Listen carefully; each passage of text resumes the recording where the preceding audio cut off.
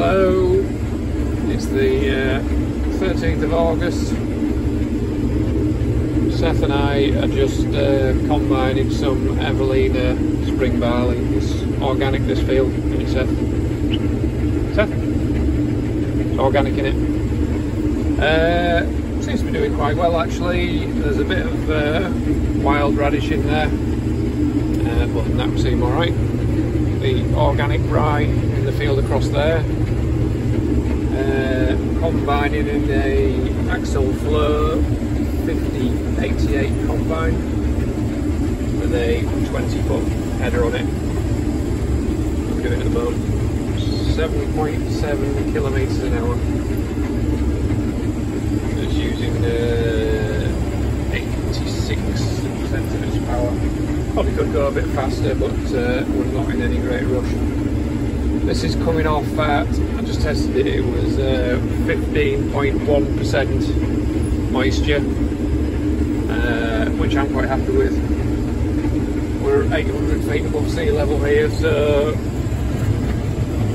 it's not that often, we don't get it much drier than that anyway. So it's a seed crop this as well, so it's being sold to a merchant who'll sell it to other farmers for their input seed for their crops next year. Like I said, it's a 20-foot header on this combine. In organic crops, to be fair, a 25-foot header would be good because the swaths of straw behind the combine aren't that big. This is going to be technical. I'll try and turn around while we're filming if I can. See what we can do. It's a bit of a two-hand operation.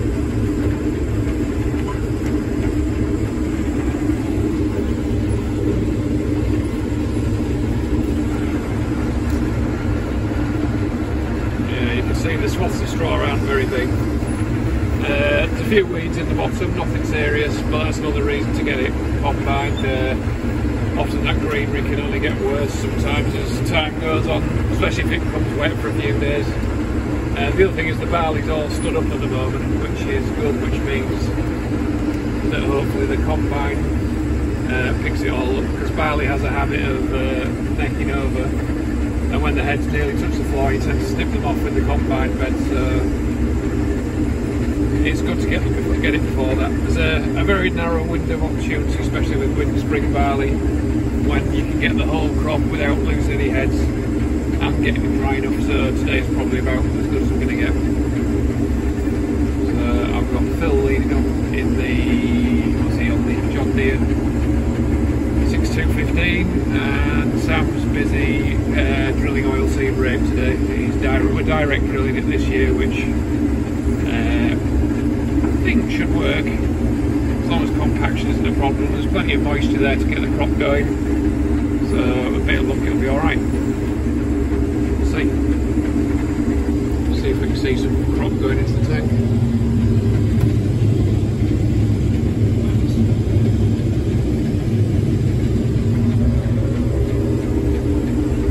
That's a guess. I would say this crop would be nice if it was doing 1.5 tons the acre, which is fairly good for an organic crop. For me it is anyway. We'll see. It's going to go in with some winter oats this. I was just toiling with the idea of perhaps putting a catch crop of mustard in for a month. We'll see. Depends whether we can get the straw off in time and what I'm like for time and that kind of thing. Anyway, it's going alright. Seth's in charge really. Right, it pops.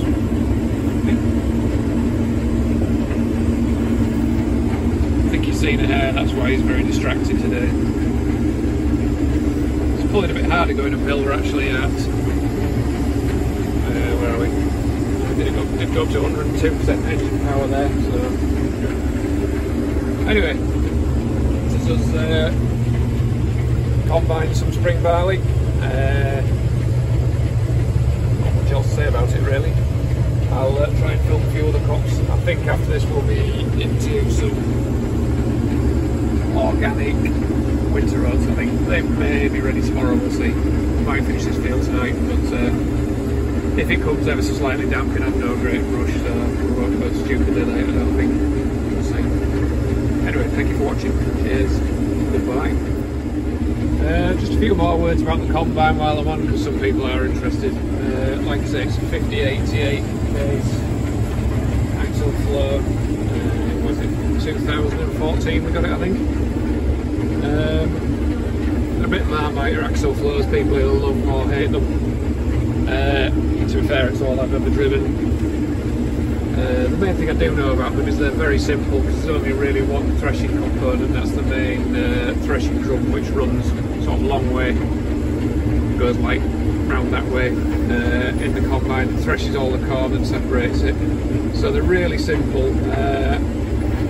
and it hasn't got levelling sieves or anything like that. It does seem to manage okay on hillsides though. But I think there are compromises with it being so simple as a machine. But in a way, a lot of its strengths are in its simplicity, so some of its compromises are actually its strong points. You can't break components that aren't there, and generally simple things are fairly easy to fix. So over the years, this is the second axial flow combine we've had. They've both gone well, and you get very little, touch wood, very little downtime with them because they're so simple. You do seem to see a lot of other combines stood around with various problems here and there, but with a bit of luck, these seem to go quite well. They've been making them for donkey's years now, since sometime in the 70s, I think. So it's certainly tried and tested technology. There's probably better performing combines out there, and fancier combines, and combines that do this, that and the other. But all that complexity comes at a price of reliability at times. This one hasn't got yield monitoring on, it hasn't got guidance, it doesn't steer itself. It's just a basic machine really. Well, like I say, it is one of its strengths, and it generally keeps going. If it has any weaknesses on this particular machine, I think the transmission is a little weak. Not that it's ever broken down, it's just a bit short. It's a hydrostatic transmission, so it's oil driven, but it's sometimes just a bit short of hydraulic oomph. When you're pointing up a steep hill, you seem to run out of transmission power before you run out of engine power somehow, and you end up seeming to have to go up hills slower than you'd like.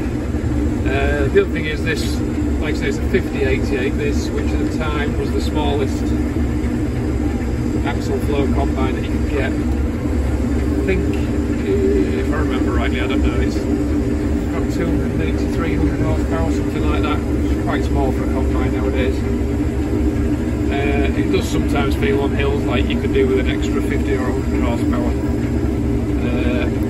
Most rotary combines are like that. You tend to drive them, you can pretty much drive them with that push power as far forward as the engine power will let you. So if you had 1,000 horsepower, I dare say you'd use it. But yeah, it is just a little lacking in engine power sometimes, but generally makes a fairly good sample, doesn't throw too much over the back, goes quite well. Anyway, that's it about the combine really. Okay, cheers, bye.